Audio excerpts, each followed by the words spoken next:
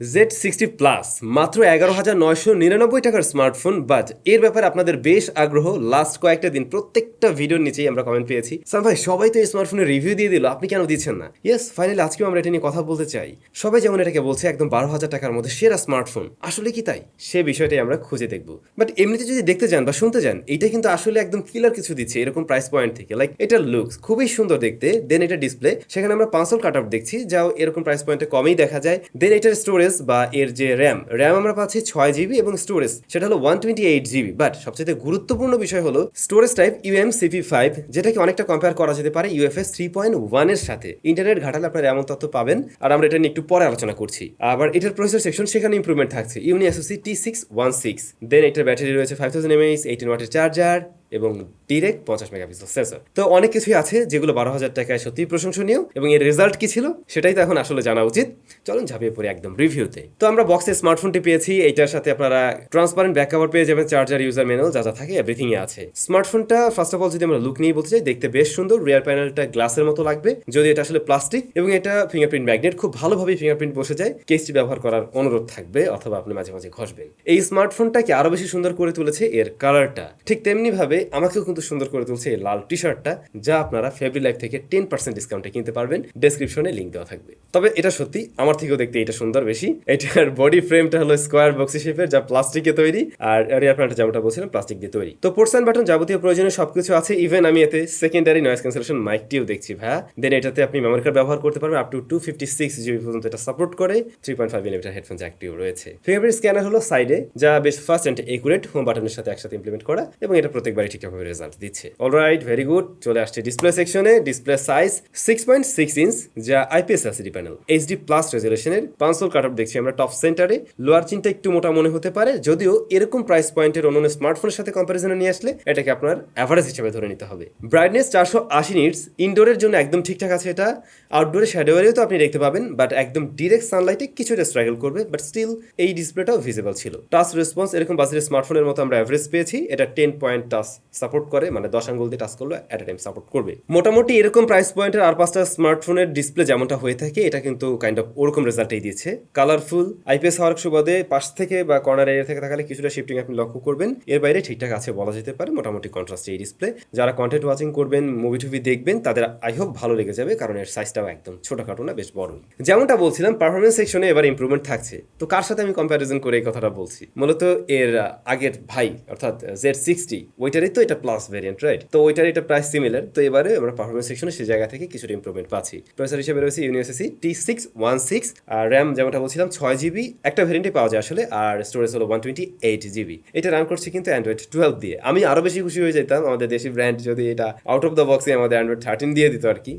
যদিও এরকম price point আসলে এই বিষয়গুলো মেনে নিতে হবে। অ্যান্ড্রয়েড 12 একদমই লেটেস্ট বলা যেতে পারে। আর যে বিষয়টা আসলে সবচেয়ে গুরুত্ব বহন করছিল, UMCP5 স্টোরেজ টাইপ, রাইট? তো হ্যাঁ, এই স্টোরেজ টাইপটা অবশ্যই EMC 5.1 বলুন বা এদিকে UFS 2.1 এর সাথেও যদি আমরা কম্পেয়ার করতে যাই, অনেকটাই এগিয়ে থাকবে। লাইক UFS 2.1 এর সাথে যদি কম্পেয়ার করেন, ডাউনলোড স্পিডের দিক থেকে প্রায় 20% ফাস্টার হলো UMCP5 স্টোরেজ টাইপটা। তো রেগুলার কাজবাজ কিন্তু এই প্রসেসর বা এই স্মার্টফোন খুব সহজেই হ্যান্ডেল করতে পারছে। অ্যাপ ওপেন ক্লোজ টাইমেও আমরা ডিসেন্ট বলতে পারি, বা এই বাজেটের অনেক স্মার্টফোন থেকে একটু ফাস্টই আমি পেয়েছি। ইভেন মাল্টিটাস্কিংয়ে যখন কাজ করবেন, এর 6 জিবি র্যামটা আই হোপ পুষিয়ে নিতে পারবে বেশ ভালোভাবেই। আমরা বেশ কয়েকটা app at a time run করে দেখছিলাম, পিছনের অ্যাপগুলো ক্র্যাশ করছিল না তখনও। তবে অবশ্যই ভাই, এটা কি আবার একদম 20,000 বা 18, 19,000, 15,000 টাকার স্মার্টফোনের সাথে কম্পেয়ার করাটাও ঠিক না, বাট বলতে পারেন হ্যাঁ 12,000 টাকার মধ্যে এটা খুব সুন্দর একটা পারফরমেন্স দিচ্ছে।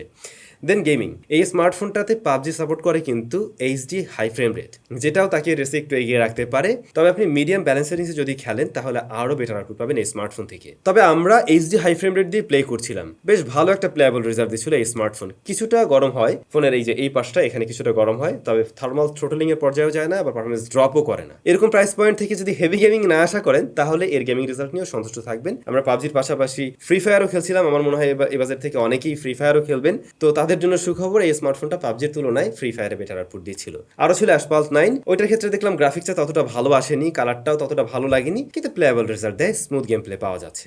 সোজা কথা এটাই, 12,000 টাকায় পারফরমেন্স সেকশনে সে আমাকে সন্তুষ্ট করতে পারছে। আই হোপ আপনাদেরকেও পারবে। এবারে যদি আসি এর ব্যাটারিতে, সেখানে আমরা 5000 mAh এর ব্যাটারি দেখছি, এবং বক্সে রয়েছে 18 ওয়াটের চার্জার। এই কম্বোটাও আমি মনে করি একদম সুইটেবল এরকম প্রাইস পয়েন্ট থেকে। এটা ফুল চার্জ করতে 2 আওয়ার্স প্লাস সময় লাগবে, অল্প কিছু সময় লাগে আর কি। আর একদিন খুব সুন্দরভাবে এটা ব্যাকআপ দিতে পারে যদি আপনি একটু হেভি ইউজার হয়ে থাকেন। বাকি থাকলো আরো একটা গুরুত্বপূর্ণ পার্ট, ক্যামেরা সেকশন। রিয়ারে দুইটা শুটার রয়েছে, মেইন ক্যামেরাটা হলো গিয়ে 50 মেগাপিক্সেলের, সাথে একটা 2 মেগাপিক্সেলের সহকারী সেন্সর রয়েছে, আর ফ্রন্ট ফেসিং ক্যামেরায় থাকছে গিয়ে 8 মেগাপিক্সেলের ক্যামেরা। তো রিয়ারের যে মেইন শুটার এটা স্যামসাং এর ISOCELL ZN-1 50 megapixel shooter direct sensor. তো এইটা থেকে কিন্তু প্রপার লাইটিং কন্ডিশনে আমরা ভালো ডিটেল লক্ষ্য করছি ছবিতে। ভালো বিষয় ছিল এর ফোকাসিং সিস্টেমটা, মানে অটো ফোকাসটা বেশ ভালোভাবে কাজ করছে এই স্মার্টফোনে। কালার অ্যাকুরেসির ক্ষেত্রে একদম যে অ্যাকুরেট কালার দিচ্ছে বিষয়টা এমন না, কিছুটা কালার বুস্ট আপ করে, দেখতে যদিও এই ধরনের ছবিগুলো বেশ ভালো লাগে, এবং আমার মনে হয় এরকম প্রাইস পয়েন্টের স্মার্টফোনগুলোতে একটু ছবি যদি মানে রেডি হয়ে আসে সেটা খুব একটা খারাপ না। ডাইনামিক রেঞ্জটা আরেকটু বেটার হতে পারতো এই স্মার্টফোনের, সেই ক্ষেত্রে আমরা যে কোনো লাইটিং কন্ডিশনে আরো একটু বেটার আউটপুট পেয়ে যেতাম। লো লাইটের দিকে দেখছিলাম এর ক্যামেরা কিছুটা সফট করে, যেটা 8-10টা ক্যামেরা আমরা এরকম বাজেটে দেখি, দেন একটু আবার কন্ট্রাস্টিভ হচ্ছিল, আর ডিটেলের পরিমাণও হারাতে থাকে। যদিও রাতে আরেকটু বেটার ছবি দেওয়ার জন্য নাইট প্রো নামক একটা মোড আছে, ওটাতে গেলে কিছুটা ইমপ্রুভমেন্টের সুযোগ দেয়, খুব আহামরি লেভেলের যে কিছু এমনটাও না। মোটামুটি এই বাজেট থেকে আপনি মেইন ক্যামেরাটাকে বলতে পারবেন একটা ডিসেন্ট রেজাল্ট দিচ্ছে, বা অনেকের থেকে কিছুটা এগিয়েও রাখবে। এরপরে পোর্ট্রেট মোডে দেখছিলাম একদম ক্রিটিক্যাল সিচুয়েশনে দুই একটা ডিরেকশন মিসম্যাচ করে, আর ব্যাকগ্রাউন্ড ব্লারনেসটা বেশ ব্লার, বাট এটা আমার কাছে অনেকটা আর্টিফিশিয়াল লাগছে, আর একটু কম ব্লার থাকলে এটা অনেকটা ন্যাচারাল লাগতো। এটার ফ্রন্ট ফেসিং ক্যামেরা 8 মেগাপিক্সেলের, যা আপনাকে বেশ সুন্দর করে দেবে। কালারের কিছুটা শিফটিং লক্ষ্য করা যায়, স্কিন টোনও একটু গ্লো করে, প্লাস একটু সফট মনে হয়েছে লো লাইট কন্ডিশনে। আউটডোরে বেশ ভালো ডিটেল পাওয়া যায়, তবে ভিডিও কলিং এ কথা বলা বা এই ধরনের কাজগুলোর ক্ষেত্রে ফ্রন্ট ফেসিং ক্যামেরা একদমই ঘুরে না। ভিডিওর ক্ষেত্রে স্মার্টফোনে মেইন ক্যামেরা সর্বোচ্চ 1080p 30fps এ রেকর্ড করে, যদিও কোনো ধরনের স্টেবিলিটি নেই। স্টেবল ভাবে শুট করতে পারলে এর ফুটেজ আপনি কাজে লাগাতে পারবেন।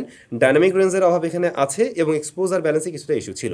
এর বাইরে ভিডিও ওই যে স্টেবল ভাবে শুট করলে কাজে লাগানো যাবে আর কি। এটাতে প্রয়োজনীয় অনেক সেন্সর থাকলেও এখানে দুঃখের বিষয় জাইরোস্কোপ সেন্সরটি নেই, ওটা থাকলে অনেকের আর একটু সুবিধা হতো। লাউড স্পিকার হিসেবে বটমে একটি স্পিকার রয়েছে, এটা লাউডনেস গুড এনাফ, ফুল ভলিউমে কিছু কিছু সাউন্ড থেকে আপনারা ডিস্টরশন পাবেন, আর একটু কমিয়ে রাখলে বেটার আউটপুট পাওয়া যায়, প্লাস বেজের একটু ঘাটতি লাগতে পারে। এয়ারপিসের সাউন্ডটা আবার ঠিকঠাক আছে এই স্মার্টফোনে। নেটওয়ার্ক রিসিপশনে আমরা বোথ কানেকশনে ভালো পেয়েছি, যদিও আপনি সিম কানেকশনে ডাটা ইউজ করে যদি গেমিং করেন তখন ওয়াইফাইয়ের তুলনায় এটা একটু বেশি হিট জেনারেট করে। এই ব্যাপারটা অবশ্য কমন, এটা আমরা প্রায় সমস্ত স্মার্টফোনেই দেখি। অলরাইট, তো এই ছিল Symphony Z60 প্লাস।